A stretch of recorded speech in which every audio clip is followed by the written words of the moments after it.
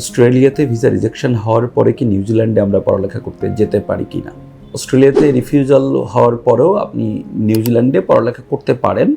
তবে আপনার প্রোফাইল কী কারণে রিজেক্ট হয়েছে, কোনো ফলস ডকুমেন্টেশন ছিল কি না, কোনো মিস রিপ্রেজেন্টেশন ছিল কি না, এগুলো যদি না থেকে থাকে তাহলে আপনি অস্ট্রেলিয়ান রিফিউজ হয়ে যাওয়ার পরেও নিউজিল্যান্ডের স্টাডি পারমিট পেতে পারেন। তবে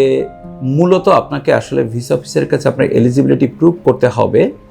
যে আপনি truly you are seeking higher education over there in New Zealand. এই বিষয়টা যদি আপনি ভিসা অফিসারকে মেকশিওর করতে পারেন by your SOP, by your subject selections, by your financial documentation and everything,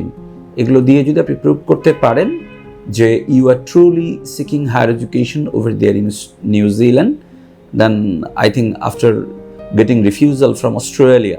not only Australia, from any other countries, you can apply for New Zealand.